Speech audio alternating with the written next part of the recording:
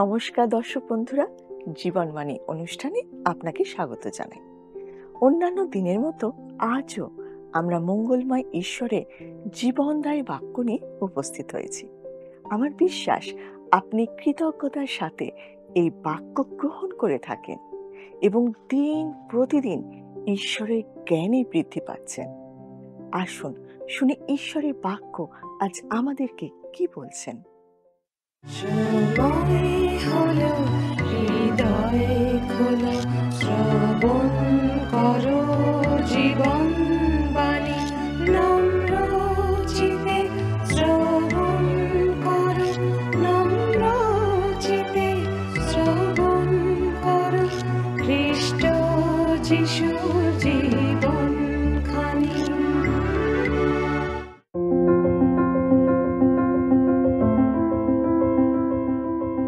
Bible থেকে আমাদের এই ধারাবাহিক অধ্যয়নে বর্তমানে আমরা জিএসকেল ভাববাদী পুস্তক থেকে আলোচনা করছি। আমাদের গত দিনে আমরা 8, 9 এবং 10 অধ্যায়ের আলোচনা করেছি, যার মূল বিষয় ছিল জেরুজালেম মন্দির থেকে ঈশ্বরের মহিমাময় প্রতাপের প্রস্থান। অর্থাৎ ঈশ্বরের প্রতাপের যে উপস্থিতি মন্দিরে ছিল তা আর থাকবে না। এর আগে আমরা আলোচনা করেছি জিএসকেল ভাববাদীকে ঈশ্বরের আত্মা বাবিলের কবার নদীর তীর থেকে তুলে নিয়ে গেছিলেন জেরুজালেমে, এবং সেখানে মন্দিরের মধ্যে যে সমস্ত জঘন্য অপরাধ সংগঠিত হচ্ছিল সেগুলি তাকে দেখিয়েছিলেন। তারা সৃষ্টিকর্তার পরিবর্তে সৃষ্ট বস্তুর ও প্রকৃতির আরাধনা করছিল। শুধু তাই নয়, তারা জঘন্য সরীসৃপ ও অন্যান্য অসুচি প্রাণীর আরাধনা করছিল। আর তাই ঈশ্বর তাদের সেই পাপের দণ্ড দিতে চলেছেন, সে কথাই তিনি জিএসকেল ভাববাদীকে বলেছেন। 9 অধ্যায়ে আমরা দেখব ঈশ্বরের প্রতাপের প্রস্থানের প্রস্তুতি, অর্থাৎ মন্দির ত্যাগ করার আগের অবস্থা। আমি বিশ্বাস করি রাজা মনস্বীর সময় ঈশ্বরের প্রতাপ মন্দির ছেড়ে চলে যাওয়া শুরু হয়েছিল। ঈশ্বর করুণাময়, তিনি অধৈর্য হয়ে মানুষকে ত্যাগ করতে পারেন না। তিনি দীর্ঘ সহিষ্ণু, আর সেই জন্য কোনো মানুষ যে বিনষ্ট হয় তিনি তা চান না। আসুন পাঠ করি জিএসকেল ভাববাদী পুস্তকের 9 অধ্যায় 2 আর 3 পদ। দেখুন, লেখা আছে, আর দেখো, উত্তর দিকস্থ উচ্চতর দ্বার হইতে 6 জন পুরুষ আসিল, তাহাদের প্রত্যেকজনের হস্তে সংহারক অস্ত্র ছিল, এবং তাহাদের মধ্যস্থলে মসিনা বস্ত্র পরিহিত এক পুরুষ ছিল, ইহার কটিদেশে লেখকের মশাধার ছিল। তাহারা ভিতরে আসিয়া পিত্তলময় যজ্ঞবেদীর পার্শ্বে দণ্ডায়মান হইল। তখন ইসরায়েলের ঈশ্বরের প্রতাপ যে করুবের উপরে ছিল তাহা হইতে উঠিয়া গৃহের গোবরাটের নিকটে গেল, এবং তিনি ওই মসিনা বস্ত্র পরিহিত পুরুষকে ডাকিলেন, যাহার কটিদেশে লেখকের মশাধার ছিল। ঈশ্বর জিএসকেল ভাববাদীকে এক আশ্চর্য বিষয় দেখালেন। উত্তর দিকের উঁচু দরজা দিয়ে 6 জন পুরুষ আসলো, এবং তাদের মাঝখানে মসিনা বস্ত্র পরিহিত আরেকজন পুরুষ ছিলেন। এই পুরুষ 6 জন স্বর্গদূতকে বোঝাচ্ছে। তাছাড়া তাদের সম্বন্ধে আমি আর অন্য কিছু ভাবতে পারছি না। এই পৃথিবীতে ঈশ্বরের দণ্ডকে কার্যকারী করবার জন্য তিনি স্বর্গদূতদের প্রেরণ করেন।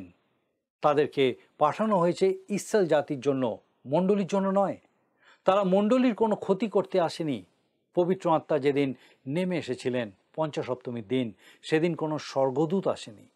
প্রভু যীশু খ্রিস্ট তার মণ্ডলীকে নিয়ে যাওয়ার জন্য যেদিন আসবেন, সেদিনও তার সাথে কোনো স্বর্গদূত থাকবে না। কিন্তু যখন তিনি এই পৃথিবীতে নিজ রাজ্য স্থাপন করতে আসবেন, সেই দিন তিনি তার দূতদের প্রেরণ করবেন। মথিলিখিত সুসমাচারের 13 অধ্যায় 41 পদে আমরা পাই, মনুষ্যপুত্র আপন দূতগণকে প্রেরণ করিবেন, তাহারা তাহার রাজ্য হইতে সমস্ত বিঘ্নজনক বিষয় ও অধর্মাচারীদিগকে সংগ্রহ করিবেন। আবার 16 অধ্যায়ের 27 পদে লেখা আছে, কেননা মনুষ্যপুত্র আপন পুত্রগণের সহিত আপন পিতার প্রতাপে আসিবেন, আর তখন প্রত্যেক ব্যক্তিকে তাহার ক্রীড়ানুসারে প্রতিফল দিবেন। এবং সবশেষে সাধুপো লিখেছেন, এবং ক্লেশ পাইতেছ যে তোমরা তোমাদিগকে আমাদের সহিত বিশ্রাম দিবেন। ইয়া তখনই হইবে যখন প্রভু যীশু স্বর্গ হইতে আপনার পরাক্রমের দূতগণের সহিত জ্বলন্ত অগ্নিবেষ্টনে প্রকাশিত হইবেন। এবং যাহারা ঈশ্বরকে জানে না ও যাহারা আমাদের প্রভু যীশুর সুসমাচারের আজ্ঞাবহ হয় না, তাহাদিওকে সমুচিত দণ্ড দিবেন। 2 থেসলোনিকীয় 1 অধ্যায় 7 ও 8 পদ। 3টি পদেই আমরা লক্ষ্য করলাম এই জগতে নিজ রাজত্ব স্থাপন করার আগে প্রভু যীশু স্বর্গদূতদের প্রেরণ করবেন।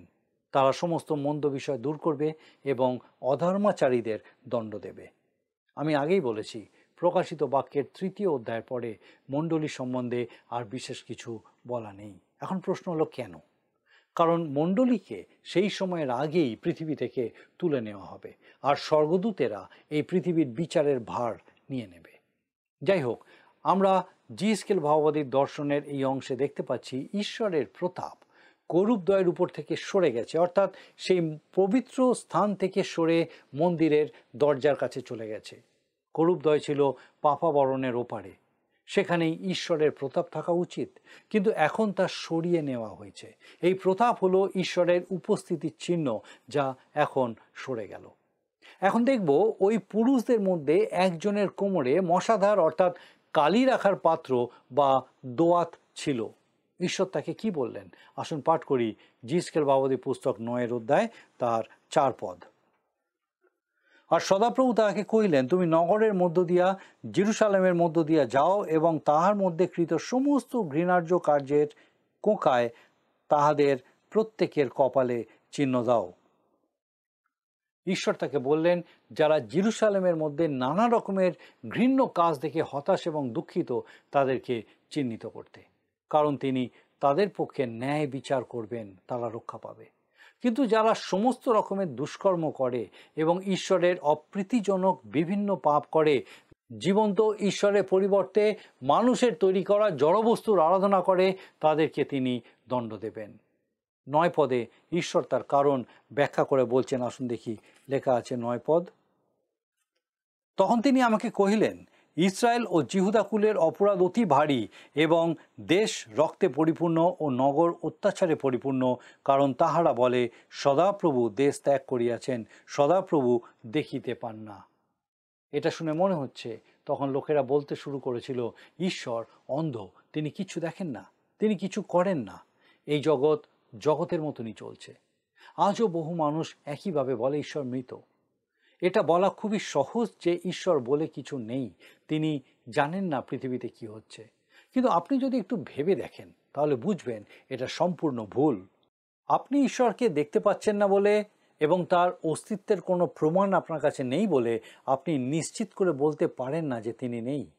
আপনি নিজের চোখে কখনো হয়তো জাপানের টোকিও শহর দেখেননি, তাই বলে কি আপনি বলবেন যে জাপান বলে কোনো দেশ নেই, টোকিও বলে কোনো শহর নেই? ব্যক্তিগতভাবে আমি কখনো টোকিওতে যাইনি, কিন্তু আমি বিশ্বাস করি টোকিও নামে একটা শহর আছে। কোনো একজন ব্যক্তির সাথে ঈশ্বরের ঘনিষ্ঠ সম্পর্ক গড়ে ওঠেনি মানে ঈশ্বর নেই, এটা বলা কি ঠিক? ইসরায়েলের লোকেরা বলতে চেয়েছিল যে ঈশ্বর তাদের পরিত্যাগ করেছেন, তিনি পৃথিবী ছেড়ে চলে গেছেন। কিন্তু কেন তারা এটা বলেছিল? কারণ তারাই ঈশ্বরকে ত্যাগ করেছিল। আর সেই পরিপ্রেক্ষিতে ঈশ্বর কি বলছেন আসুন শুনি। আমরা 10 পদ পাঠ করি, লেখা আছে, অতএব আমিও চক্ষু লজ্জা করিব না, দয়াও করিব না, তাহাদের কার্যের ফল তাহাদের উপরে বর্তাইব। নবুখদ্নেছরের হাতে জেরুসালেমের ধ্বংস এবং জেরুসালেম মন্দিরের ভস্মীভূত হওয়ার দৃশ্য খুবই ভয়ঙ্কর। কিন্তু ঈশ্বর কেন এটা করেছিলেন? তিনি বলছেন, আমি তাহাদের কার্যের ফল তাহাদের উপরেই বর্তাইব। ঈশ্বরই সমস্ত কিছু পরিচালনা করছেন। যদি আপনি তার পথ থেকে দূরে সরে যান, তাহলে আপনার উচিত হবে আবার তার পথে ফিরে আসা। যদি আমি দেখি রাস্তায় একটা সিংহ আমার দিকে আসছে, আমি অবশ্যই তার মুখোমুখি হতে চাইব না। আমি উল্টো দিকে ঘুরে দৌড় লাগাবো, যেন তার হাত থেকে যত দূরে সম্ভব পালাতে পারি। আপনি ঈশ্বরকে অস্বীকার করতেই পারেন, কিন্তু আমি বলি ঈশ্বরের বিজয় রথ এগিয়ে আসছে। তিনি আপনার প্রতি করুণা করতে পারেন যদি আপনি তার পথে ফিরে আসেন। 11 পদে সেই কথাই লেখা আছে, আর দেখো, মসিনা বস্ত্র পরিহিত পুরুষ, যাহার কোটি দেশে মশাধার ছিল, সে এই সংবাদ দিল, আপনি যেমন আমাকে আজ্ঞা করিয়াছিলেন আমি তদ্রূপ করিয়াছি। ঈশ্বরের দূত তাদেরকে চিহ্নিত করলেন যারা ঈশ্বরের পথে ছিলেন।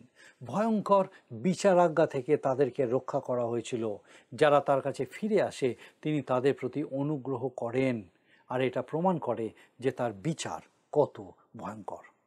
10 অধ্যায়েও জিএসকেলের সেই দর্শন অর্থাৎ ঈশ্বরের প্রতাপের মন্দির ছেড়ে চলে যাওয়ার দর্শন সম্বন্ধেই লেখা আছে। ঈশ্বরের আত্মা আশ্চর্য রূপে তাকে তুলে নিয়ে গেছিলেন জেরুজালেমে, এবং সেখানে যা যা ঘটেছিল তা দেখিয়েছিলেন, এবং তারপরে তাকে বাবিলে ফিরিয়ে নিয়ে এসেছিলেন, যেন তখন যে জিহুদিরা বাবিলে নির্বাসিত ছিল তাদের কাছে সমস্ত কিছুর বিবরণ তিনি জানাতে পারেন। তাদের কাছে ভক্ত ভাববাদীরা বারবার বলে যাচ্ছিল, সব ঠিক আছে, চিন্তার কিছু নেই, জেরুজালেম নিরাপদে আছে এবং তারা খুব শীঘ্রই সেখানে ফিরে যাবে। এখন যিহিজকেল ভাববাদী সেখানে গিয়ে তাদেরকে জানাবেন ঈশ্বর কেন জেরুজালেম ধ্বংস করতে চলেছেন এবং কেন তাদেরকে দণ্ড দিতে চলেছেন। 8 অধ্যায়ে আমরা জেরুজালেমে ইহুদিদের জঘন্য অপরাধের যথেষ্ট প্রমাণ পেয়েছি, আর ঈশ্বর সেগুলোই প্রমাণস্বরূপ যিহিজকেলকে দেখাচ্ছেন। একটা বিষয় আমাদের লক্ষ্য করতে হবে যে ঈশ্বর বিচার করেন, আর সেটাই প্রমাণ করে যে আমাদের ঈশ্বর জীবন্ত ঈশ্বর। আর আমরা যে আমাদের পাপের বোঝা নিয়ে চলি না, এটাই প্রমাণ করে যে ঈশ্বর আছেন। যিহিজকেল ভাববাদী তার দর্শনে যে চক্রের মধ্যে চক্র দেখেছিলেন, তা ঈশ্বরের শক্তিকে বোঝায় যখন তিনি মানুষের বিষয়ে সক্রিয় হন। মন্দিরের মহাপবিত্র স্থানে করুবদের মাঝখানে এবং তাদের উপরে ঈশ্বরের প্রতাপ বিরাজ করছিল। ঈশ্বরের প্রত্যক্ষ উপস্থিতি পৃথিবীর আর কোনো জাতির মধ্যে ছিল না, কেবলমাত্র ইসরায়েল জাতির মধ্যেই ছিল। এমনকি বর্তমানে কোনো মণ্ডলীর মধ্যেও ঈশ্বরের প্রত্যক্ষ উপস্থিতি দেখা যায় না। রোমীয়দের প্রতি পত্রের 9 অধ্যায়ে সাধু পৌল ইসরায়েল জাতির 8টি বিশেষ চিহ্নের কথা বলেছেন। তাদের মধ্যে একটি হলো ঈশ্বরের প্রতাপ। ইসরায়েলের মধ্যে ঈশ্বরের প্রত্যক্ষ উপস্থিতি, অর্থাৎ তার প্রতাপ বিরাজ করত, এবং যিহিজকেল ভাববাদী প্রথম দর্শনে সেটা দেখেছিলেন। সেই প্রতাপ যে প্রস্থান করছে তা আগের অধ্যায়ে আমরা দেখেছি, এবং সেই প্রস্থান চলতেই থাকবে। মন্দির থেকে ঈশ্বরের প্রতাপ বার হয়ে তার উপরে অবস্থান করছে। আসুন আমরা পাঠ করি 10 অধ্যায়ের প্রথম 2 পদ। দেখি, লেখা আছে, পরে আমি দৃষ্টিপাত করিলাম, আর দেখো, করুবদের মস্তকের উপরিস্থিত বিতানে যেন নীলকান্তমণি বিরাজমান, সিংহাসনের মূর্তি বিশিষ্ট এক আকৃতি তাহাদের উপরে প্রকাশ পাইল। আর তিনি ওই মসিনা বস্ত্র পরিহিত ব্যক্তিকে কহিলেন, তুমি ওই ঘূর্ণমান চক্রগুলির মধ্যস্থানে করুবের নিচে প্রবেশ করো, এবং করুবদের মধ্যস্থান হইতে এক অঞ্জলি প্রজ্বলিত অঙ্গার লইয়া নগরের উপরে নিক্ষেপ করো। তাহাতে সে ব্যক্তি আমার সাক্ষাতে সেখানে প্রবেশ করিল। মসিনা বস্ত্র পরিহিত ব্যক্তিকে বলা হলো বেদি থেকে প্রজ্বলিত অঙ্গার, অর্থাৎ জ্বলন্ত কয়লার টুকরো নিয়ে নগরের উপরে ছড়িয়ে দিতে। শাস্ত্র অনুযায়ী সাক্ষ্যতম্বুর দরজার বাইরে হোম বেদিতে হোমার্থক বলি হনন করার পর বেদি থেকে কিঞ্চিত রক্ত নিয়ে মহাপবিত্র স্থানে সাক্ষ্য সিন্ধুকের উপরে স্থিত পাপাবরণের উপরে ছিটানো হতো। এখানে যে জ্বলন্ত অঙ্গারের কথা বলা হয়েছে তা হলো ঈশ্বরের বিচার। লোকেরা ঈশ্বরের অনুগ্রহ, তার দয়া এবং তার উদ্ধার প্রত্যাখ্যান করেছে, আর তাই এখন তাদেরকে দণ্ড পেতে হবে। এটা খুবই সহজ বিষয়। ঈশ্বর তার পুত্র প্রভু যিশুকে পাঠিয়েছিলেন, কারণ তিনি আমাকে আপনাকে ভালোবাসেন। যেহেতু প্রভু যিশু পবিত্র, তাই তাকে আমার আপনার পাপের মূল্য দিতে হয়েছিল। তাকে ক্রুশের উপরে মৃত্যুবরণ করতে হয়েছিল, কারণ আমরা কেউই পবিত্র নই। প্রভু যিশু খ্রিস্টই সেই প্রায়শ্চিত্তের বলি। তিনি আমার এবং আপনার পাপাবরণ, শুধু আমাদের নয়, জগতের সকল পাপীর জন্য তিনি পাপাবরণ। এই একটাই পাপাবরণ আছে যেখানে আপনি আসতে পারেন। আপনি তা প্রত্যাখ্যান করলে ঈশ্বর আপনার বিচার করবেন। আপনাকে পাপের শাস্তি পেতে হবে। আপনার পরিবর্তে প্রভু যীশু খ্রিস্ট সেই শাস্তি বহন করেছেন, আর তাই ঈশ্বর ওই একটা রাস্তাতেই আপনাকে পাপের ক্ষমা দিতে পারেন। আমরা প্রথম 2 পদে দেখলাম জেরুজালেম শহর, যা পৃথিবীর কেন্দ্রবিন্দু, তার উপরে বিচার আসতে চলেছে। প্রভু যিশুর 1000 বছরের রাজত্বকালে জেরুজালেম হবে পৃথিবীর কেন্দ্রবিন্দু। এটাই হবে পৃথিবীর অনন্তকালীন কেন্দ্রবিন্দু। এই ভূপৃষ্ঠে যত জমি আছে তার মধ্যে সব থেকে স্পর্শকাতর হলো জেরুজালেম। কেউ একজন বলেছিলেন, অব্রাহামের সময় প্যালেস্টাইন ছিল পৃথিবীর নিয়ন্ত্রণের কেন্দ্রবিন্দু। তারপর মসি এবং ভাববাদীদের কারণে তা সততার কেন্দ্রবিন্দুতে পরিণত হয়। খ্রিস্টের আবির্ভাবের পর সেই দেশ পরিত্রাণের কেন্দ্রবিন্দু হয়ে ওঠে। খ্রিস্টকে পরিত্যাগ করার পর তা এখন বিপর্যয়ের কেন্দ্রবিন্দুতে পরিণত হয়েছে। শাস্ত্র বলে, প্রভু যিশুর রাজত্বে এই দেশ শান্তির কেন্দ্রবিন্দুতে পরিণত হবে এবং যে নতুন আকাশ আর নতুন পৃথিবীর সৃষ্টি হবে তার গৌরবের কেন্দ্রবিন্দু হবে এই দেশ। জিএসকেল ভাওবাদীর দর্শনের মধ্যে দিয়ে আমরা দেখতে পাচ্ছি ঈশ্বরের প্রতাপ জেরুসালেম মন্দির এবং জেরুসালেম শহর থেকে প্রস্থান করছে, কিন্তু এই শহরের জন্য ঈশ্বরের অনন্তকালীন পরিকল্পনা আছে। আসুন আমরা 4 পদ পাঠ করি। আর সদাপ্রভুর প্রতাপ করুবের উপর হইতে উঠিয়া গৃহের গোবরাটের উপরে দাঁড়াইল এবং গৃহ মেঘে পরিপূর্ণ ও প্রাঙ্গণ সদাপ্রভুর প্রতাপের তেজে পরিপূর্ণ হইল। ঈশ্বরের প্রতাপ মন্দিরের পবিত্র স্থানের মধ্যে করুবদ্বয়ের উপরে অবস্থিতি করত, কিন্তু এখন সেই প্রতাপ পবিত্র স্থান থেকে সরে মন্দিরের দরজার চৌকাঠের উপর অবস্থান করছে এবং অপেক্ষা করছে যদি লোকেরা ঈশ্বরের কাছে ফিরে আসে। আমরা 5 থেকে 8 পদে দেখি লেখা আছে, আর করুবদের পক্ষে শব্দ বহিম প্রাঙ্গণ পর্যন্ত শোনা যাইতেছিল, উহা সর্বশক্তিমান ঈশ্বরের কথনকালীন রবের ন্যায়। আর তিনি যখন ওই মসিনা বস্ত্র পরিহিত পুরুষকে আজ্ঞা দিলেন, তুমি এই ঘূর্ণমান চক্রগুলির মধ্য হইতে করুবদের মধ্যস্থান হইতে অগ্নি লও, তখন সে প্রবেশ করিয়া সেই চক্রের পার্শ্বে দাঁড়াইল। তখন এক করুবদের মধ্য হইতে করুবদের মধ্যস্থিত অগ্নি পর্যন্ত হাত বাড়াইয়া তাহার কিছু লইয়া ওই মসিনা বস্ত্র পরিহিত পুরুষের অঞ্জলিতে দিল, আর সে তাহা লইয়া বাহিরে গেল। আর করুবদের পক্ষ সকলের অধস্থানে মনুষ্য হস্তের আকৃতি প্রকাশ পাইল। লক্ষ্য করে দেখুন, আমরা আবার একটা হাতের বিষয় পেলাম যা বোঝায় ঈশ্বর সক্রিয়, তিনি অবশ্যই কিছু করছেন। গীতসংহিতা 19 অধ্যায়ের 1 পদে লেখা আছে, আকাশমণ্ডল ঈশ্বরের গৌরব বর্ণনা করে, বিতান তাহার হস্তকৃত কর্ম জ্ঞাপন করে। এই জগৎ ঈশ্বরেরই হাতে সৃষ্টি, কিন্তু মানুষের উদ্ধারের জন্য তিনি যে ব্যবস্থা করেছেন তাই সৃষ্টির থেকেও আরো মহৎ। যিশাইও ভাওবাদী বলেছেন, আমরা যাহা শুনিয়াছি তাহা কে বিশ্বাস করিয়াছে? সদাপ্রভুর বাহু কাহার কাছে প্রকাশিত হইয়াছে? যিশাইয়া 53 অধ্যায় 1 পদ। ঈশ্বর তার বাহু ব্যবহার করেছেন। ঈশ্বরের কাজকে বুঝতে হলে আমাকে আমাদের জানা শব্দগুলির মাধ্যমেই বুঝতে হবে। আমি কিছু কিছু কাজ আঙুলের দ্বারা করি, আবার অনেক কাজ হাত দিয়ে করি, আর তার থেকে বড় ভারী কাজ করতে গেলে আমাকে আমার বাহু ব্যবহার করতে হয়। ঈশ্বরের সর্বোত্তম কাজ হলো প্রভু যীশু খ্রিস্টের ক্রুশের উপরে আশ্চর্য উদ্ধারকারী ভালোবাসার প্রকাশ। এটা হলো ঈশ্বরের বাহু, কিন্তু এই জগৎ সৃষ্টি হয়েছে তার হাতে। আর এখানে জিএসকেল ভাওবাদী বলছেন ঈশ্বরের হাত দণ্ড দেওয়ার জন্য সক্রিয়। আসুন আমরা 9 পদে দেখি লেখা আছে, পরে আমি দৃষ্টিপাত করিলাম, আর দেখো এক করুবের পার্শ্বে এক চক্র, অন্য করুবের পার্শ্বে অন্য চক্র, এইরূপে 4 করুবের পার্শ্বে 4 চক্র, ওই চক্র সকলের আভা বৈদুর্যমণির প্রভার ন্যায়। আপনি কি কখনো কোনো চক্র ঘুরতে দেখেছেন? তার উপরে আলো পড়লে মনে হয় যেন হীরের মতো কোনো দামি পাথর থেকে আলো ঠিকরে বার হয়ে আসছে। ওই চাকাগুলো অনবরত ঘুরে চলেছে, যেটা বোঝায় ঈশ্বর সর্বদা কাজ করে চলেছেন, তিনি সদা ব্যস্ত। জন লিখিত সুসমাচারে 5 অধ্যায় 17 পদে প্রভু যীশু বলছেন, কিন্তু যীশু তাহাদিগকে এই উত্তর দিলেন, আমার পিতা এখন পর্যন্ত কার্য করিতেছে, আমিও করিতেছি।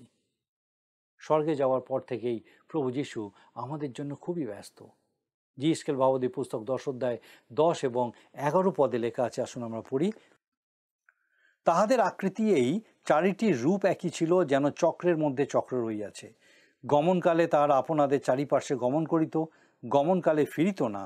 যে স্থান মস্তকের সম্মুখ সেই স্থানে তাহারা তাহার পশ্চাতে গমন করিত, গমনকালে ফিরিত না।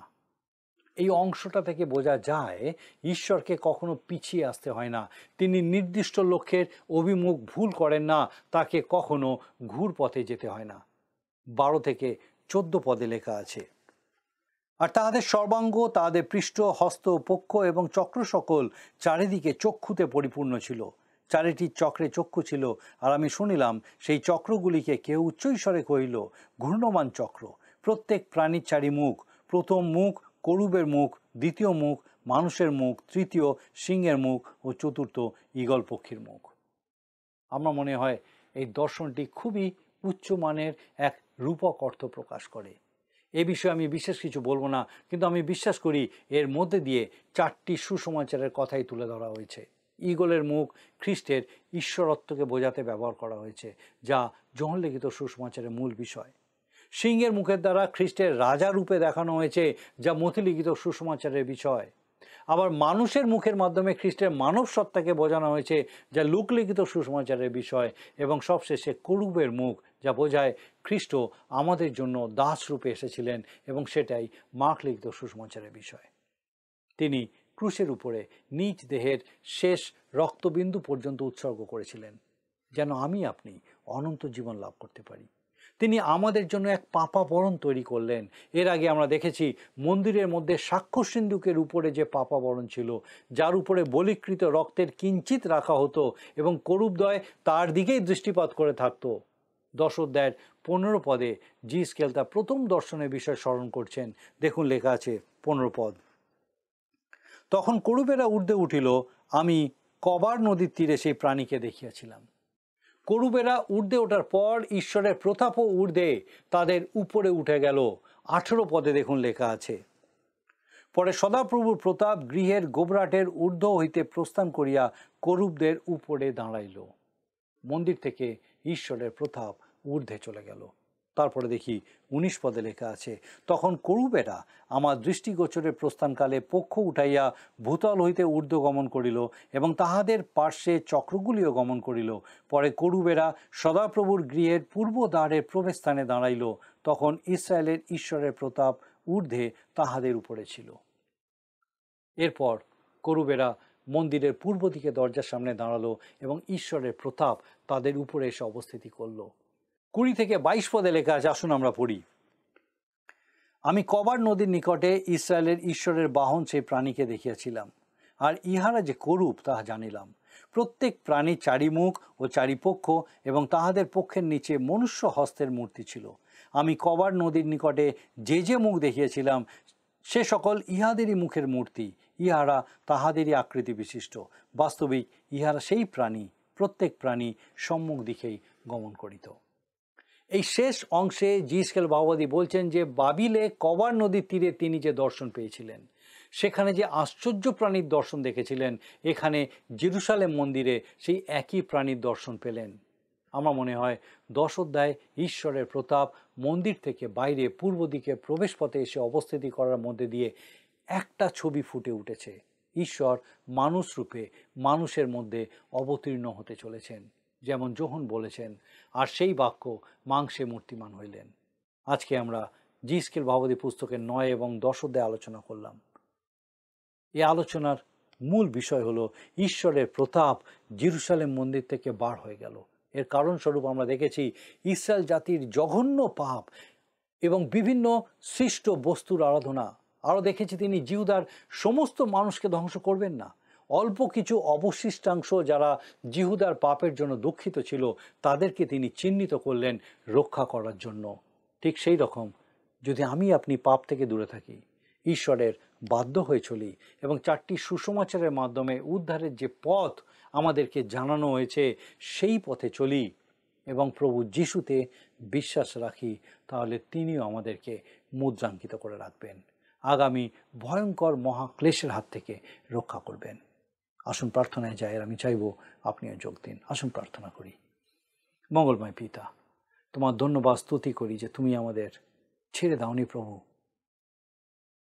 আমাদের অবাধ্যতায় অধার্মিকতায় ছেড়ে দাওনি, কিন্তু সেই উদ্ধারের পথ দিয়েছ যেন আমরা তোমার সঙ্গে সম্মিলিত হতে পারি, তোমার রাজ্যে তোমার সঙ্গে একসঙ্গে তোমার গৌরব করতে পারি।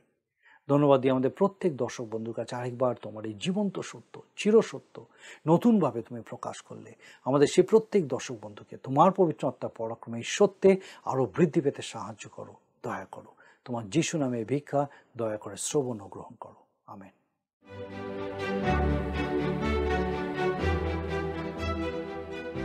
প্রিয় দর্শক বন্ধুরা, আমাদের এই ধারাবাহিক বাইবেল শিক্ষার অনুষ্ঠানটি শোনবার জন্য আপনাকে অশেষ অশেষ ধন্যবাদ। আপনি নিশ্চয়ই দিন প্রতিদিন ঈশ্বরের বাক্যে সমৃদ্ধ হচ্ছেন এবং আমি বিশ্বাস করি তা আপনার জীবনে কাজ করছে। আপনি একটু একটু করে ঈশ্বরের ইচ্ছা অনুসারে পরিবর্তিত হচ্ছেন। আমরা যা শুনছি তা মনে রাখার জন্য আমাদের প্রত্যেক দিন ঈশ্বরের বাক্য পাঠ করতে হবে। আশা করি আপনি তা নিশ্চয়ই করবেন। এখন আমরা আজকের দিনের প্রশ্নটা মন দিয়ে শুনে নিই। প্রিয় বন্ধু, আসুন আমরা আজকের প্রশ্ন উত্তরে আসি। গতকালের প্রশ্নের উত্তর অপশন ডি, বসন্তকালীন ফসলের। আজকের প্রশ্ন, আজকের আলোচনা অনুযায়ী মসিনা বস্ত্র পরিহিত পুরুষকে ঈশ্বর জেরুসালেম নগরে কি ছড়িয়ে দিতে বলেছিলেন? অপশন এ, পবিত্র জল, বি, যজ্ঞবেদীর ছাই, সি, রক্ত, ডি, জ্বলন্ত অঙ্গার। বন্ধু, এই প্রশ্নের উত্তর আগামীকাল সন্ধ্যে 6টার মধ্যে option A, B, C, D সহকারে আপনার নাম ও সম্পূর্ণ ঠিকানা সহ 9433497235 এই নম্বরে SMS-এ অথবা হোয়াটসঅ্যাপে লিখে পাঠাবেন।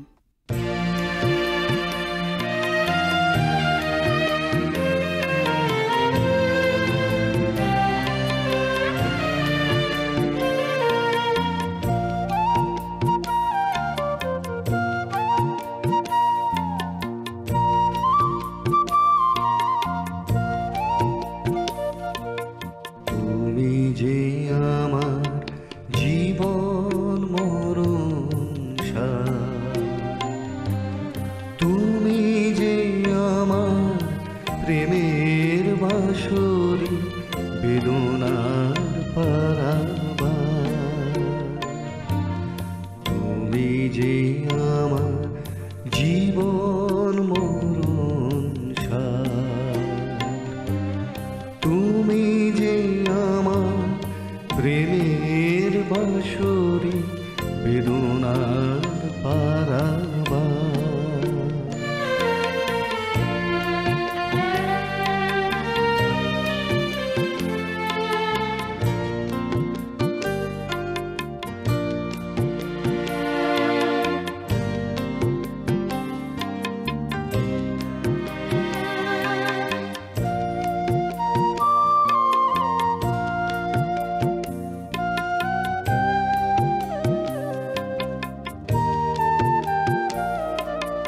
তুমি যে আমার আধার, আকাশে তারা,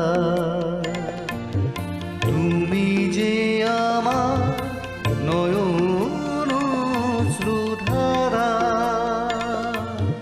তুমি যে আমার আধার, আকাশে তারা, তুমি যে আমার নয়ন অশ্রুধারা,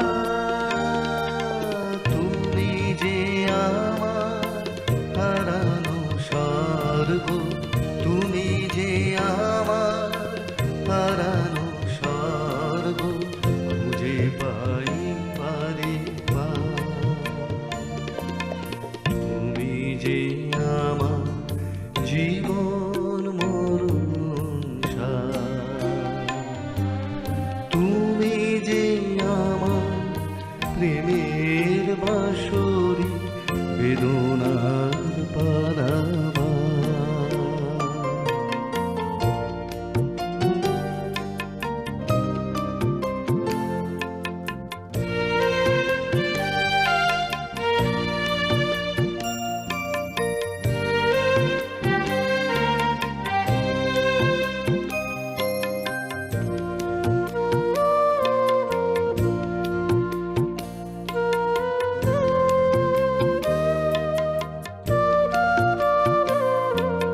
তুমি যে বন্ধু পথের সাথী, তুমি যে ব্যাকুল হাওয়া, তুমি যে আমার স্বপ্নের নদী। যদি আপনার এই অনুষ্ঠান ভালো লেগে থাকে তাহলে এই নম্বরে একটি মিসড কল করুন। তাহলে আপনি পরের বারের বিজয়ী হতে পারেন।